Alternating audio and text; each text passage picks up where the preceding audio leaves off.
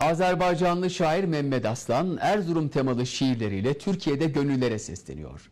Bir süredir tedavi için Ankara'da bulunan Mehmet Aslan, TRT Avaz'a konuştu.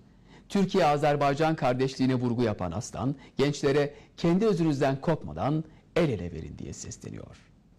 Nökteden idare olmayan da adam bilmiyorum. Mehmet Aslan, Azerbaycan'ın yetiştirdiği önemli şairlerden. Aslan'ı Türkiye'de tanıtan farklı bir özelliği var. O tam bir Erzurum aşığı.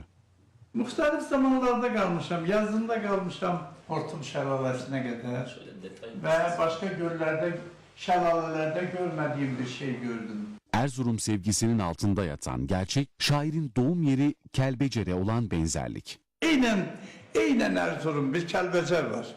Onun Laçın köyünde, Laçın kendinde doğmuşam.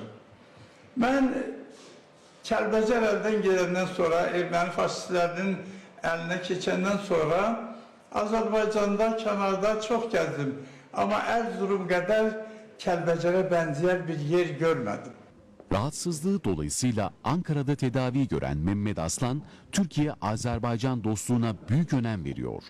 Türkiye olmasa Azerbaycan bugünkü varlığını devam ettirebilmezdik.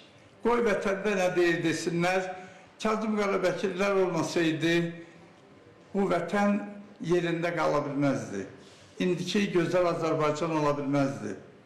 Bunu görmek lazımdı. Biz birbirimizden yapışmasak bizim kolumuzdan başkaları yapışmaz, çenemizden iterler. Günümüzde yaşanan olayların insanları dehşete düşürdüğünü hatırlatan Mehmet Aslan, gençliğin özünden kopmasının endişe verici olduğunu belirtiyor. Öz vətənini, öz dilini, öz əxlaqını bəyənməzlikdən gəlir. Bunu görürük, hər kəsə görür. Gənclik özündən çox qopuq. Çox qopuq. Bu yöndə çox iş görmək istəyənlər var. Amma hələ ki elə bir yönlü bir tərəf tapmamış hələ. Hələ deyəndə bu hələdə bir ümid var ki, inşallah tapılar. Sizli, bizli hamı əl-ələ versək, bir köçün adamı, bir həyatın, bir idealın adamı olmayı bacarır inşallah.